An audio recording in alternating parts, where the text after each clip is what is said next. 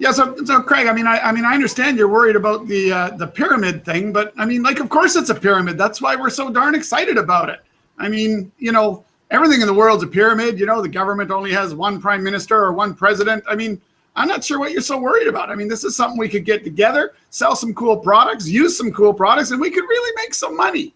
So, man, I mean, I don't know if this is for you or not if you're worried about such things. But, well, anyways, you know what? Tell you what, why don't you give it a miss? And, you know, I'll get back to you in a few months, see if something's changed for you. Hey, Dennis, weren't you, weren't you supposed to be doing a conference call or something today? You told me that you had to get to, what time is it right now? Oh, shoot, you're right.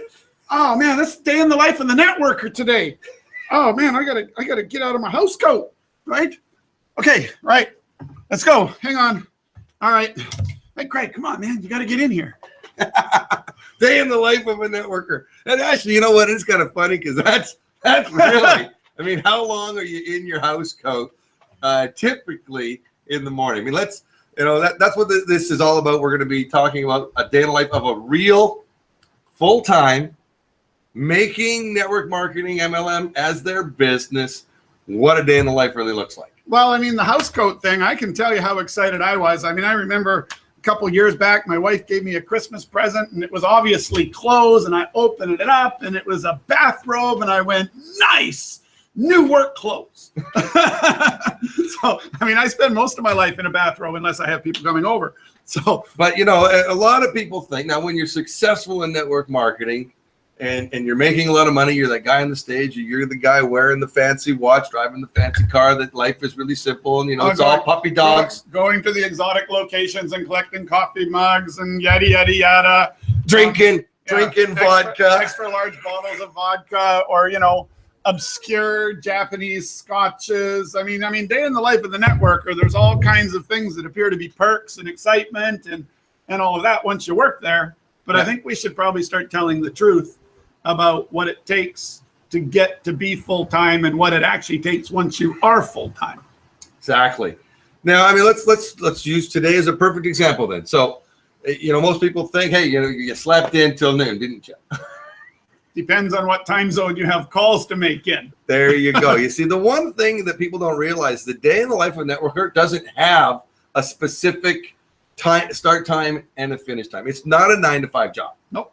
Now, most people are doing a 9-to-5 job and then doing their networking outside of those hours and intermingling it into their day.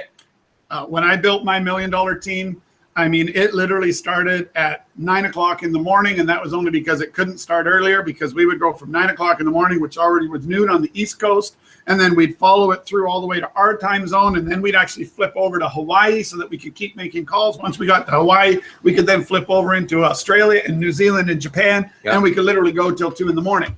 So, and it was just, I mean, headset on, I mean, all day long, 3-way calls and playing phones into tape recorders, because, you know, the internet and distribution like we have now wasn't so possible. Well, and let's talk about that. Headphones on. You know, when you think about it, like my day, because sometimes it starts at 6 o'clock in the morning, because I'm in the West Coast and there's people that need to deal with me on the East Coast. And I don't know what it is about East Coast people. They just don't realize that there's other time zones. There's different time zones. No. Isn't that funny? Yeah, no. Full-time networker, it's so much easier to be on the East Coast than on the West Coast, because you know, when more people understand you. Yeah, it's like, well, I don't know why why do you sound like you just woke up, Greg? Because it's 6 o'clock in the morning. Right. Oh, I forgot. Yeah. It's 9 o'clock for me. And when they're an early riser, it's 8 o'clock in the morning for them. They start making calls. It's 5 o'clock in the morning our time. Then if you're dealing with different countries like Australia and Japan, just flips everything upside down. They don't even wake up till 4 in the afternoon our time. No, and you have to think about it this way: as a full-time networker, knowing that you're dealing with people that are working a full-time job, typically Monday to Friday, 9 to 5, you're dealing with them outside of those hours. Hours most of the time. So many of your 3-way calls are going to be evenings, many business presentations, many trainings, things are going to happen on weekends, evenings, Tuesday night, Thursday night, hotel presentation. And it's tough if you've never worked full-time from home. You got to set some rules. Day in the life of a full-time networker. And it's more than just setting rules for yourself. You have to set rules for your family, right? I mean, I had to get to I remember I was at home And it took a long time to get my wife to understand that when I was home, I was working, so therefore I was unavailable. So we figured out that we would say if I was in the office, which was the bedroom, and the door was closed, then that meant I was working. And there was times when I would literally open my office door and my daughter's nose was pinched from trying so hard to get it under the door, trying to get my attention. But I was on three-way calls doing work. So it's not easy to avoid the daughter, the wife, the dog, the son, the TV, maybe I should have another stack after my first snack because I'm feeling a little peckish, and every other procrastination technique known to man that you're going to put yourself through in order to avoid picking up that heavy phone, which is why I recommend a headset, because once it's on, you will quickly adjust to the weight. Yes. And let's talk about it that way. You know, we've got you talked about the door thing. I didn't even have the advantage of a door. I had a home office, but the door was a glass door. Oh yeah, nice. Right, so the kids could come and see me. Oh, no good. And then they'd wave, and they knew I had made the same rule. If the office door is closed, don't even think about it. Yeah. Okay, you may see me, but I'm not really here. And I had to do the same thing with my spouse. You know, same thing. Oh, you know yeah, what? It's time to take the garbage out. And family was even the hardest. Parents and that, because you don't really work for a living. That's right. So, I mean, I don't know if you ever heard that. So you could come over and help me with the computer. You're in one of them pyramid things, so you got free time. Yeah, you don't really work, Craig. You know, I mean, let's face it. You don't work. You work from home. That's not really work. And you know what? You could, if you don't really work from home and you treat it like like it's not a job and it's a play thing, and you don't actively do the things necessary to be a full-time networker, you will go broke really, really fast. You need to go get a job. You'll make exactly what you deserve to make. But in all seriousness, you do need to treat it like a job. The word work is in network marketing. That's right. And now some of the advantages is you can do the work from your house coat. Absolutely. And sometimes, you know, I don't get into the shower until 1 or 2 in the afternoon. And you know what? Sometimes I don't get in it at all. it happens. You get in front of the computer, you're doing you calls. Get on calls, and it's all of a sudden 11:30, and you got a 6 a.m. appointment, and it's like, no, I'm dead. Yeah. So the day in the life of a real networker that's really making money is almost for sure a day of meetings and three-way calls.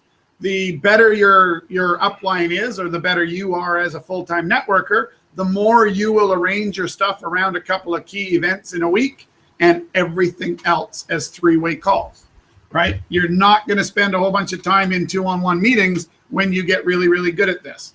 You're going to spend most of your time in two-on-one phone calls because they can be done all over the place. There's no travel time. And your performance goes way up and your downline gets happier because you have more time. So you're trying to say that when you first started, even you're full-time, you didn't have this view? No. Should we share with the view of a full-time networker? Yeah, full-time networker. We can just do this. You stay here. I'm going to turn it. Because we literally should be able to see what the view of a downtown Vancouver. Oh, look at that. Full-time. Oh, into the yes, that is the view, everyone, of a full-time networker. Can you see BC? Can you see the golf ball? Not really. Not anyways. Really. When you get out, there we go. And the view. Oh, and you can even go this way. I don't know how well you're going to see that with the sun. No, it's actually pretty good. Okay, so you didn't have this view. No. When you started. I think I had a view. You actually had to work. I think I had a view of some trees or something outside my window. There's that back out. Are we back straight? Yeah, we're close enough. Close enough. Okay. We can adjust. So that it didn't happen, like, you know, because people look at you, go, of course you can do it full time. You live in a beautiful place in Vancouver. You have this view. Well, of course, you're so lucky, Dennis. Let me tell you the story that exactly matches that. When I finally was doing this business full time, I was living in about a 500 square foot apartment downtown Vancouver. I always used to joke that I had a big screen TV because I had a little 12-inch TV sitting on a cart. And when I watched it, I pulled it right up close and it looked really big, right? And then no word of a lie. Well, you were in that place. Who knows how many times? And I can remember once some guy came over and saw the presentation. And at the time I was making close to 10 grand a month. And he said to the guy who brought him, there's no way he makes 10 grand a month or he wouldn't be living here. So of course I whipped out my checks and showed them off, and also said at the same time, I said, I'm living here because I'm not an idiot and I have a bunch of debt from the traditional business I ran for 10 years and I'm paying it back. And he was just muffled, just like that. And then I found that the biggest advantage ever was doing them from that house. Meant that none of my downline went, oh, gee, I can't do one from my house because my house isn't wonderful like Dennis's. So actually, the better my house got, the harder it got to do business as far as presentations in my house. Right. Because it was just became now the downline, oh, but my house isn't so nice, it could never work. Doesn't matter what your house is, it can work. It's not your house's fault or your house's problem. It's your personal belief and where you're at. Yeah, so it doesn't happen by accident. Now, there is some luck involved. Did you know that? Did you know there's some luck involved in our business? Absolutely. You know, and the harder you work, the luckier you will get. That's right. But Turn over the numbers. I mean, and a few myths. You know, let's talk about some myths. You know what? You have to get out there and do things for yourself as well. It's not all work. It's not all play. You do need to have me time, and sometimes you got to schedule that me time in. Yep. Because if you don't, I mean, you go for a walk every day. Your upline will eat your downline will eat you alive. I mean, as much time as you get. And then you'll also let's talk about how do you get me time. Well, how you get me time is as the upline, learn to shut up faster. The biggest mistake I see people make all the time is as they get onto three-way calls and they're sort of new at doing three-way calls as the upline, they go on for an hour and a half showing off all the amazing knowledge they have. The problem is when you show off all the amazing knowledge you have for an hour and a half, you become very, very busy because every call takes so long. Your downline goes, I don't know if I can do this on a part-time basis. And your prospect goes, not only do I think I can't do this on a part-time basis, I got to study all that crap before I can do it. You got to stay on point. You got to condense those calls. Make a three-way call 15 minutes because this is all I got. Yep. Even if you have nothing to do, you tell the person, now look, I appreciate you taking the time to talk to us. I have 15 minutes, but I do have to go promptly at 6:45. And then no matter where the conversation's at, end it. Yeah. And people go, but if I do that, I might not close them. No, if you haven't closed them in 15 minutes, you're either not going to close them or you'll close them because you're too busy to deal with them. By saying, hey, I'm sorry, I said I had 15 minutes, so why don't we reschedule to talk again tomorrow at blah, because I can give you another 15 minutes. Because now it sent the message that you're busy making money instead of that you have all the time in the world for anyone to load you down with absolute crap questions. It's true. And, scheduling in me time, scheduling time for yourself. If you don't schedule the time to get out there and get some exercise, and, some of the advantages is you don't have set hours. That's right. So you're not confined to having to be sitting behind a desk from 9 to 5 with a 15-minute coffee break and a half-hour lunch. You can do a lot of the things. Like for me, when I was full-time with the kids, I could take the kids to school and I could go to their parent-teacher interviews and I could be the coach of their hockey team. And I could do the things that my wife couldn't because she was a full-time school teacher. Yeah. So she was stuck in a job. But the reality is, because you took that time out of your day to do all of those things, you also had to work Saturdays and Sundays. And evenings. So the reality is it's still a job. If you're going to be full time and you're expecting to make, 10 grand a month or something, it's not an hour a day to make 10 grand a month unless you're going to take the next 2 or 3 years to get there, which is totally acceptable too. Yeah. An hour a day will get you there eventually. You want to do it faster. You want to do it better. You want to do it bigger. You're going to need to put in more time. And you want to lead by example. I mean, the day in the life of a full-time networker is a guy that's out there and he's also organized. Because if you're not organized, it is so hard because everything will get in the way, Dennis. That's right. I mean, it starts off when you wake up and, then you turn on the television, you get your cup of coffee. And don't do that. And, leave the television off, get your coffee, go to the office. Yeah. If you're sitting at the office, it's much harder to do nothing than if you turn the TV on and you make the excuse, well, I got to catch the morning news because, I really need to know what current events are. Then Oprah comes on and then Dr. And of course, Phil. Oprah has whoever on it. I mean, that person, that's a good study in motivational. Then I got to watch Dr. Phil. Then I got to watch Jeopardy. Then I got to watch Family Feud. Well, and of course, then the new news is on. Yeah. And you got to get caught up on world events. So you got to watch the new news. right? Yeah. So you end up working from and you 3 to justify 4. it. You justify this, Dennis, Yeah. because your downline didn't phone you. That's and right. You had no scheduled three-way calls, That's right. or you missed them because you forgot. Yeah. You know, and there's you nothing don't have worse. a calendar. And so, I mean, now it fell off the wall, but you know, to a day in life of a full-time networker, my day starts by logging into my hour a day. Yes. Because it tells me What you need to who do. I need to connect with today. That's right. Now, and sometimes that's a big list. Sometimes it's a little list, but it's never no list. No. There's always somebody in the follow-up. And if it's no list, then you should be dedicating yourself as many possible hours a day as you can into getting your list bigger. Whether it's by doing prospecting cards at bank machines, whether it's doing a street survey out in the middle of the road, whether it's doing advertising to get leads. Don't buy leads. It's a total waste of your money. Again, I say, don't buy leads. It's a waste of money. Ad co-ops that generate leads are very useful. Buying leads just means you're buying a lead that 435 other people bought. And if you're not going to pick up the phone and phone them, don't buy the lead. Exactly. So you got to get your list full. If you wake up every day and there's no calls to make, you either better be mostly retired because you're just working with your downline and you're making 20 grand a month, or you must be not that interested in making 10 grand a month because you're never going to get there. There's no way your list can be empty every day if you're really planning to kill this business. Yeah. So the one thing hour a day does, which is really neat, it helps increase your day and productivity. Yeah. And it literally makes it like 10 times easier to do that. But if you're doing nothing, it shows you that you're doing nothing. And so it really shows you, it helps you if you have activity, and it really shows you up if you don't have any activity. It amplifies your activity. Zero times zero, 10 times zero. Anything is zero, right? So it amplifies your activity. So it'll run all your contacts for you. It'll do your automated follow-up for you, but you still have to pick up the phone. You still have to enter the leads if they're not coming through a lead capture page. You still have to do the work and then stay on top of it. Run hour a day so I can see all your data. And when I go in and look at all of the data of the people who have lots of leads, guess what I find? The more leads somebody have in the system, in most cases, unfortunately, we can see immediately who's not going to have any success because they have lots of leads, but they're not making any phone calls. You'd rather have 100 leads that you're actively engaged with, phoning, following up, coupled with automation, than have thousands of leads just in automation, because just automation's the long tail. Automation's hoping that eventually something will spark for them. Automation isn't the answer. It's the supplementation to the effort.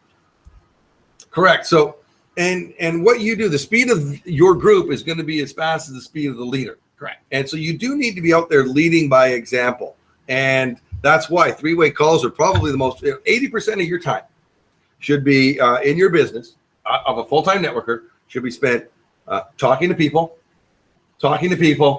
and talking to people. That's right. And that's going to be either through a business presentation, a one-on-one, hotel presentation, three-way phone call. But you're connecting on the phone, on your headset with real-life people 80% of the time. Because what's interesting is in the beginning, 20% of the time might be spent on three ways and connecting with people in your downline, right? So you're doing three ways with your downline.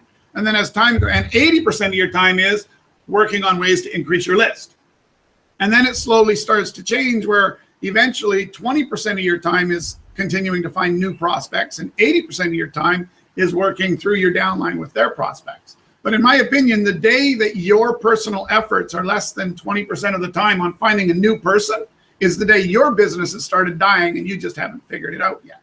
So forever you need to be prospecting. If you're not enrolling one person a month, any one of my clients who comes to me and says, oh yeah, we got some leaders, and I look at them and they're not enrolling at least one person a month, I go, sorry, I can't find your leaders.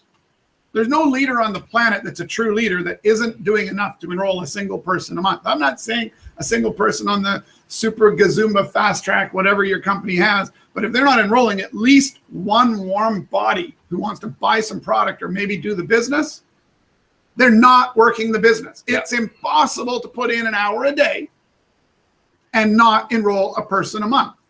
So if a leader's only doing the minimum hour a day, he'll enroll a person a month. If he doesn't, not a leader. Right. Don't talk to me about leader. No, and and any leader that thinks, you know what, I can go on autopilot right now and not do that. You know that your team is looking at you. And when you're at every event and you've got a handful of guests that are with you, that you've invited, that are coming for you, and when you're too busy because you're doing three-way calls and you're doing follow-ups with others and they've got to schedule time with you, Google Calendar is great for that, everyone. Yeah, that's what I use. Yeah. So, I mean, you know, they're starting to realize if I want to be on Dennis's A team, I better do the things that Dennis has asked me to do to be part of the A team. And you're not going to call people and wake them up and say, you know, do you have your list? You're not going to bug them. Are we doing any three-ways today? No. If anybody didn't call you to I'm a leader. Yeah. I expect my people to report into me. I don't expect to chase them around. If I have to chase you around, then obviously you don't want to do the business. You need to chase me around. Exactly. You need to show me that you're doing it. And if you chase me around for training, my rule is simple. If you want nice, warm, and fuzzy phone calls, they start after 9:30 at night. Yep. I don't do warm, fuzzy phone calls during money-making hours. Right. And I cut my time short with my downline, even if it means rescheduling a call. They don't like it very much, but then they quickly learn to keep the thing on track, and they learn to use the system. Because if I have to talk for an hour on a phone call, chances are they didn't use the proper corporate system to get the person enough information before I got on the phone with them. Yep. And there are ways to make sure that you're using your time properly. Yeah. You know, and I can see Matthew has joined us, and I know he's using the hour-a-day system. Yep. And he was at an event that he went to, and he used the card scanner. Yeah, he scanned and we saw that card. Scan, and you know, and he brought the cards with him, and he showed me a picture. He sent me a picture of his desk, and it was stacks and stacks and stacks. There's hundreds of cards there. Yeah. Can you imagine how much time he saved using the app, paying the 50 cents to go and have them done manually, because he understands time is money. So a leader realizes, why would I want to go and take a minute to go and do it myself when I can just go point, click, ding, and it automatically sends the email. You can automatically add them to a category. You can automatically set a priority for them so that you know exactly where they're at based upon what happened. Right. But that's the day in the life of a network. You can see it was on, I think he sent it to me on a Saturday. He goes, this is what I got to get organized. Yeah. You know, this weekend, and it was a Saturday. Yeah. You know, and of course, if he wants to, he can take the pictures and transcribe them himself. He doesn't have to pay for it. An hour a day. Anything that we charge you for, you can also do for free. Makes sense. You got time or money. But then also the advantage that you have is, as a leader, there's that mentoring function. Yeah. So that you can hold your downline accountable. You can see all the leads that they're putting in. So the interesting thing about Matthew is he used me as his mentor, and so every time one got entered in, I got an email. Matthew, you have somebody new into your hour a day. Matthew, so you went hour a day. So I knew what he was doing, that he was actually working. Yeah. And anybody else that had the system, I don't see, you have a new prospect go through, they're not working. So you know who to spend your time with when the phone rings. Right. So when Matthew calls me, pick it up, drop everything. Right. You know, somebody else calls you, it goes to voicemail, and I will call back when I can, because typically I'm on with somebody like Matthew doing a three-way, doing a follow-up and building a team. And you'll call the person that doesn't have any leads going in the day after tomorrow or the next day, or oops, maybe forgot. Nope. You don't waste time on the people that aren't doing anything in the life of a real networker. You're too busy because you want to work 3 or 4 hours a day if you can. You have to actually figure out a way to be efficient if you want to work less, because you'll work yourself to death in MLM as a full-time networker if you don't start closing up your time, making yourself unavailable, making sure you're training people as you go, doing three ways, challenging them to do one, maybe even mentoring them on a 4-way where you just sit silent, listen to them on a 3-way, coach them a little bit. It all has to be about teaching them to do the way you did it. So if you talk for an hour on a 3-way, they're going to talk for an hour on a 3-way. Yeah. You just got to tighten it up. And you know what? Enthusiasm on fire. Knowledge on ice. Better than knowledge on ice. Melts knowledge on ice every single time. So I'd rather have an enthusiastic downline. And you know what? You're going to make mistakes. Stuff is gonna happen. It does. Stuff happens. I mean, we were supposed to have another person on our call who ended up, you know, his plane was delayed as he was coming from Toronto to Vancouver, and then he ended up switching some meetings around, and he didn't get on today. Are we going to lose any sleep over it? You know what? No. It happens. Next. You know, you don't get on. It's not, it's not the end of the world. Nobody we're dies. we're going to still be alive when the call's over. Yeah. You're also going to get some good content. Yeah. But the day in the life of a real networker is stuff happens. That's right. So don't worry about it. You're out there building a Find team. the next thing. If you had an hour of three-way scheduled with one of your people and you didn't show up, then you should do an hour of work to go find new prospects. It's really simple. There's always something else you can do if someone stands you up. Oh, you know what? I did a three-way the other day with one of my team, and the person wasn't there when we called. Can you believe it? Did they say they would be? They said they were going to be there. They scheduled it. It was even in our Google Calendar. And they weren't there. I was appalled. That's it. I should have just quit. Yeah, it might have been a good idea. Yeah. I mean, that kind of So stuff. that's never happened to anybody ever in the life of a full-time networker. Not if you've done your job and you've double confirmed that, okay, so tomorrow at 2 we're going to meet, right? If you've done all of that, they should be there. Not. I actually am typically surprised when the person actually picks up the phone for the three-way. Oh, geez, I actually got to do a three-way today. And most of the time you're like, okay, this person's joining. Because they should have had the information. You're calling to answer their questions.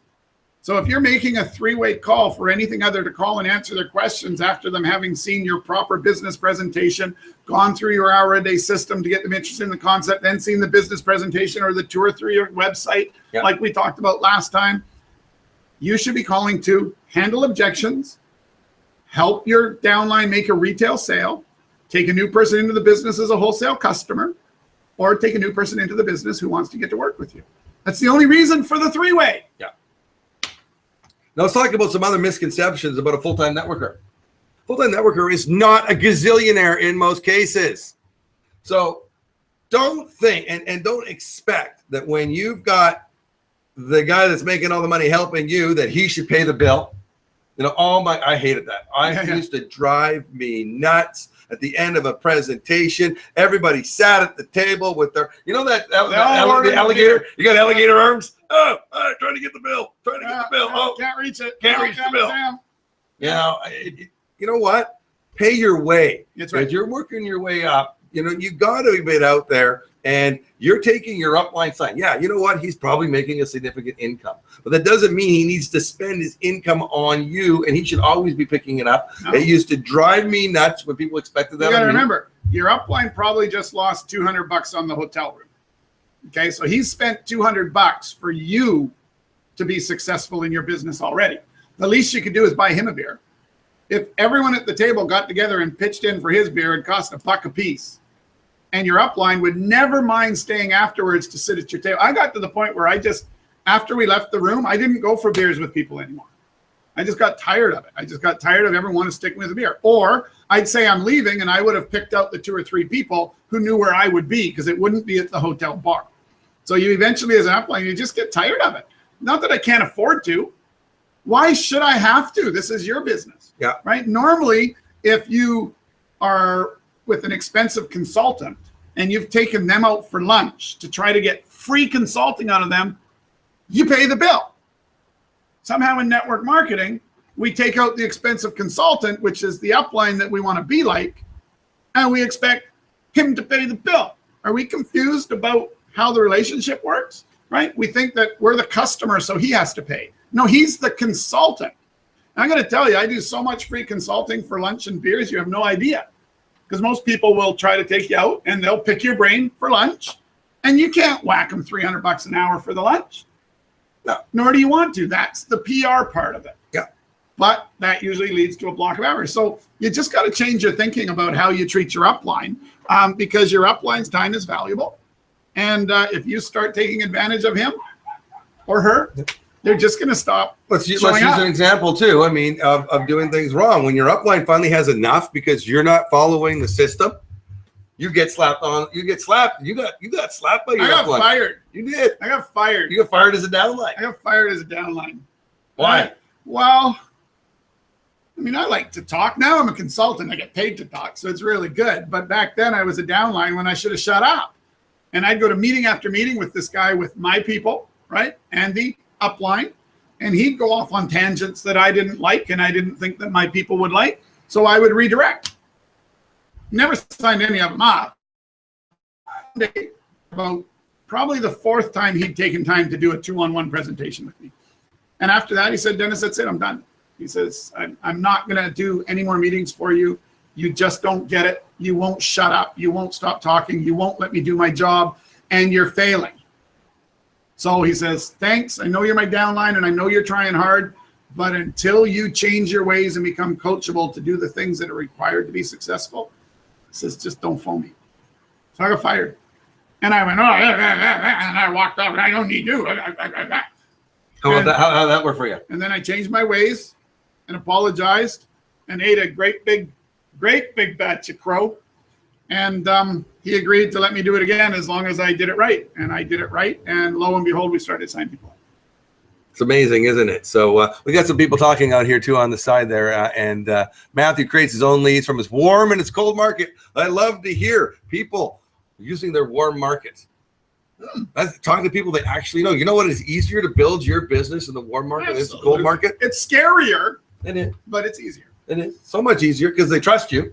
Yep. So you got the trust. That's why you need to bring in the 3-way who's right. respect. That's because respect. They don't respect you. They know all your mess ups. We talked about that a couple times ago about you and being a pilot. Yep. And shutting up, big tip. Yes, shutting up is a big tip, Ian. You know, God gave us 2 ears and 1 mouth. We should listen twice as much as we speak. 3-way call or a 2-on-1 meeting where you're the downline. Your job is to simply make the introduction to the upline, edify the crap out of them. And you don't have to always say how much money he's making. You could say he's the best piano player on the planet and he chose this business. Isn't that amazing? You have to find something to edify. If you can't edify them, you shouldn't be doing the meeting with them, because the edification is what makes your person respect this guy's knowledge about the business. So your job is to edify the guy, shut up, and don't say a word unless you've been asked a direct question by your upline. And that goes for a 2-on-1 presentation or a 3-way phone call. Absolutely. So you're going to tell your story eventually when your upline tells you to, not just because you felt like it was time to break in. Right. You don't know where your upline's going. You don't know the steps he's putting in place to get you to where you need to be. And if you interrupt at the most inopportune time because you get jumpy and he was about to get there his way, you just screwed everything up because you showed your prospect you don't respect the guy that's there, right? You showed your prospect that he doesn't want to do business with you because that you're kind of interrupting and he was listening intently to the expert that you brought on the phone. So don't do it. There's nothing good that comes from it. So let's talk about just a couple other little things that I think are important when we're talking about me time and scheduling things. Make sure that you do schedule in the important things. If you go to church on Sundays and that's what you do, you schedule that into you don't go and mess up your stuff to put in the things you have to do. Now there's going to be things that are going to happen where your company may have a convention that goes over a weekend and you're going to have to go away and you're going to be able to miss that. You've got to make those choices if you want to build a business, because it is work, right? You know, there are things to do, but schedule in a break and a weekend away with your spouse so that they know that there's a carrot at the end of the stick, that you know there's all this work that you're doing, because they see all the work. That's right. They don't necessarily see all the rewards yet. The rewards, and they see that you're working. And when are you going to really start getting money? When are we going to get on that trip? How come you pay $10 every time you go to those hotel meetings and you got to pitch in $2 for that guy's beer? That's ridiculous. We don't have enough money to live. So schedule in the things that you can do on at least a monthly basis to get, and they don't need to be expensive. Go on a picnic, go to the park, you know, go for a walk. I mean, that was one of the things that you did every single day. You made sure you went out for a walk. Yeah, and I'll be honest. I mean, I didn't schedule me time to be me time. I scheduled me time that I could get away with working as well. So I went on a walk with my phone attached to my headset and pretty much doing 3-way calls throughout the whole walk. But I did that walk every day. Yeah. Right. So your wife was happy. She preferred the walks where I didn't do 3-ways the whole time. But she was happier than me not going on a walk with her. Right. I mean, and I stayed healthy. So and so there's a bunch of things on that. So you've got to look at what is important in your life. Don't lose track of that. That's right. You've got to have goals. You've got to know what you want to be doing, and And the other thing I don't want you to do, the life of a full-time networker is not 100% having your MLM hat on. Sometimes you got to take your MLM hat off. You got to realize the slow burn is the way for a lot of people. You have to build the relationship up as normal relationship so that the MLM comes out naturally instead of meeting a person you haven't seen for 10 years and vomiting all over them for the whole barbecue. Yeah, and it's always, every time you come to a family thing, you're always talking about your business, and it's always something new because you've done this and you've done that. Oh, and they got a new product, and they changed the label to blue, and oh my God, you can't believe what Bill did the other day. I mean, Bill, he was up on stage and he tripped a little bit, and oh my God, it was so funny. I mean, you should have been there. It was just the most exciting business presentation. Speaking of been there, we're going to be there next week. You think we? I mean, you got to sometimes turn off. Okay, please, people, don't be the MLMer that we make fun of all the time. Don't be the person that when you're walking down one side of the street and your friend sees you, they go to the other side of the street just to avoid you. You know, don't be the one person at the Christmas party that everybody goes, I hope he's not or she is not going to be there. Right. You know, or she is, I'm not going because I'm tired of listening to what they have to do. And you'll know, because if events that used to have 20 or 30 people at them that you went to start having 5 or 6, it's probably your fault. It's probably your fault. You're probably scared of it's kind of the same thing. If you're sitting around a poker table and you can't see who the sucker is is probably you. Same thing goes at the family functions. If you don't know, why everybody aren't going, it's probably you. So don't be that way. Have fun doing what you do. Be proud of your business. So I'm not saying don't be proud of what you do. But when I'm at a family event and people ask me, how are things? I just say, things are fantastic, thanks. And how are things going with you? And I immediately put it back to them and let them do the talking about how great their life is or isn't. That's right. It's not an invitation to re-vomit. It's no different than if you weren't in network marketing and they asked you, how are things? Your answer would be, pretty good. Johnny was a little sick, but he's better now. But other than that, things are great. Yeah. So keep that in mind. Pretend when you go to there that your business is a real business, like it is. You go to a traditional 9-to-5 job, and when somebody asks you, how's your job? Good. Yeah. Oh, I hate my boss. Whatever. It's usually something that's fairly random, innocuous, that leads to, oh, I see. And then you talk about something else. Yeah. They don't really care. Sorry, they don't really care. We're just being polite. The English language says I'm supposed to ask you a nice trivial question, and you're supposed to give me a nice trivial answer, and that makes us associates. Yeah, and Ian's right. Fun sells more than any spiel. And you know what? But you need to be, controlled enthusiasm. People ask you about it. You know what? I absolutely love it. We've got a trip coming up that I'm really looking forward to going to. Company happens to be paying for it. That'll be nice. And then that's it. Done. Tell me more about that. You know what? This isn't the time or place.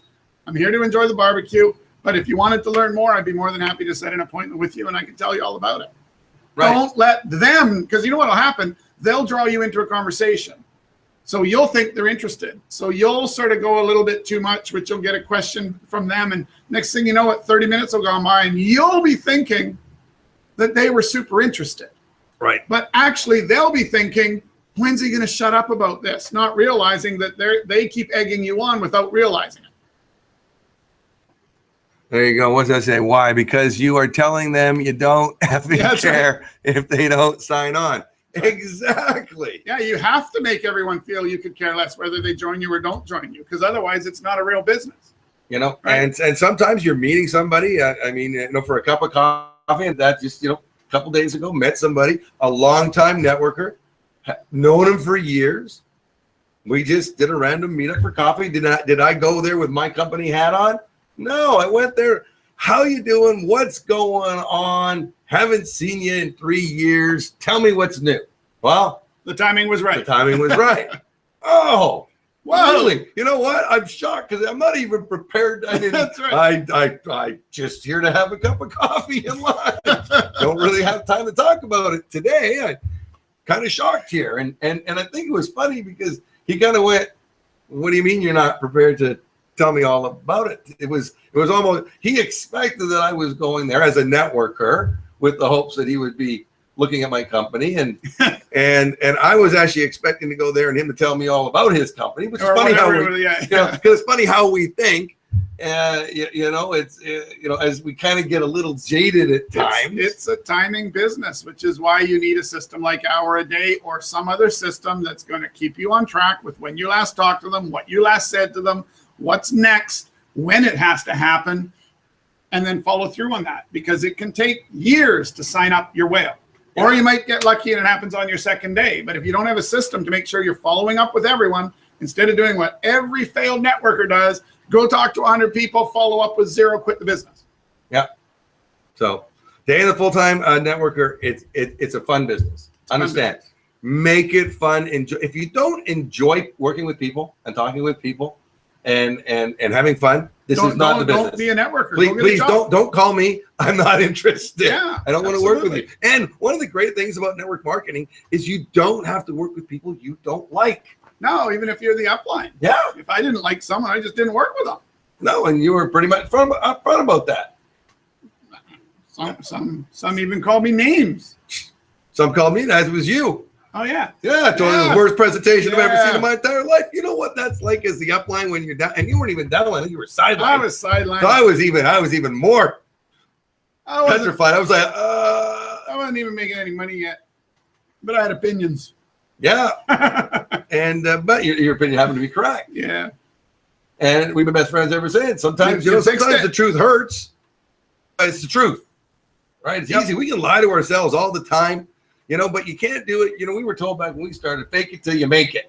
Right? You want to be that guy up on stage. Yeah, you can't do that anymore. Something called Google. Yeah, it's kind of hard these days. You're pretty exposed. Especially if you have your address on your business card. Yeah. Oh, I'm making all this money, and they type in your address and they look and they go, ugh. Wow. Really? Nice car in the dirt. That's where you're living, and you're making all this money. So you're the guy. Yeah. Yeah, you better have a reason why you're lying. Yeah, how come your wrist is green? Yeah. Because I'm allergic to fake gold. Yeah. Or I'm allergic to 10 karat.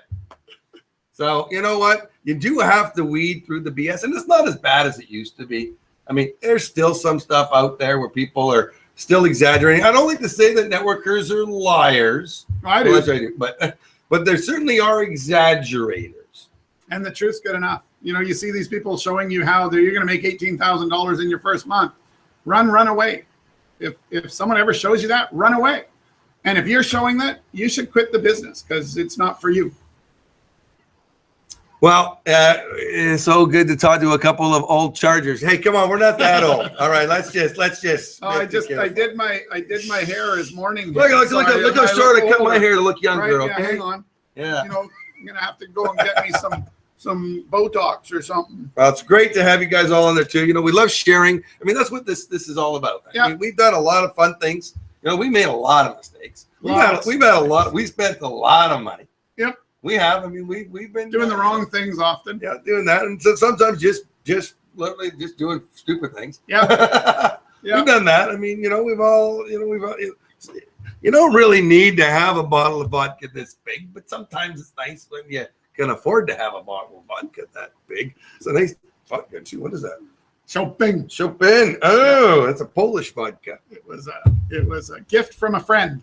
Oh, so you didn't even buy it, damn networking liar. That's why you got to have network marketing buddies that make lots of money. Then they give you nice presents. There you go. Now, granted, if Dennis you're in Vancouver and Dennis is doing one of his Scotch tasting parties, I mean, I am telling you, that is something you never want to miss. There are some advantages to being a full-time networker. How many bottles of Scotch have you got in your collection now? About 87. 87. It's insured too, isn't it? It is, yeah. You know you have too much Scotch when it's on your home's insurance as a rider. Yeah. You've got a separate rider to cover it just in case somebody comes and drinks it all. Got to take pictures once a year to make sure they can see the levels to assess the value. Yeah, yeah. Yeah, and that ranges anywhere from a nice, like a $100, $100 bottle to multiple thousands. Yeah, so I mean, I've never bought a multiple thousand bottle of Scotch, but I've bought some that turned into multiple thousand bottles of Scotch over time. So, lucky me. There you go. So have fun with it. If you stick it out, if you stay, first of all, stay with the company that you're with. work with them. You never leave your company unless your company leaves you. That can mean several things. You go out of business, or you step out of line and you get terminated, which you shouldn't, because if you're staying with one company, you shouldn't ever be cross-sponsoring to another, now should you? No. And stuff can happen where you're no longer feel in sync with the company. That does happen sometimes. Or the product ended up doing something that was unexpected, and therefore anyways. But there's reasons to leave your company, but it's not because someone else came around and told you about something that looks and feels better. Right. So stick with your company, enjoy it, embrace it, learn how the business is being built by the leaders. Learn the system in your company. If they don't have a system, talk to Dennis and he'll help you make the system, because that's what we're here to do. Dennis has the system.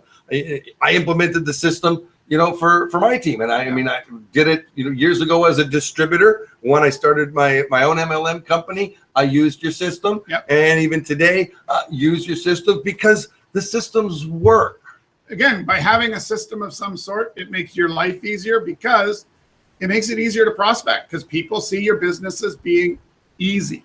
If you don't have a system and you're just saying, oh, go look at our website, I'll follow up, and your website isn't meant to show them sort of a proper tour through it, it's hard. So what's happening is, even if you do manage to enroll them, they're thinking, man, this business is hard. Like, how can this be easier? So you need to have a system so that everyone can feel like you're organized and they can do the business in an hour a day, because that's the whole pitch. An hour a day over 12 to 18 months to change your life. Is it worth it? Yes or no? Now, yourself as a full-time business person and networker, you don't build a team anymore, but you also don't spend 12 months in Vancouver. No. So we have to finish off life of a full-time networker. You spend usually, you're at least gone 3 months out. At least 3 months of the year. I'm in Japan or Australia or Europe or wherever clients take me. And same as when I was networking in Australia and Japan. And you know what? Have laptop, will travel. I used to always have my Vonage phone with me. Now I don't even bother with that. I've got a Skype in number. It works better than Vonage half the time when I'm traveling. I don't need an actual physical cable, because most hotels now don't have a physical cable. So Skype out and my phone, and now Canada's finally got smart with a roam from home. So at least when we're in the States is not so bad, it doesn't kill us. $5 a day. $5 a day, I can handle that. But back in the day, we had $3,000-$4,000 phone bills. Yeah, I'd come home to some whopping roaming charges. So life of a networker, the better you get at it and the bigger your team grows, the more travel can be involved if you want it to be. The more fun it gets. But you got to put in the dues. You got to build a big enough team to have fun with. It's just that simple.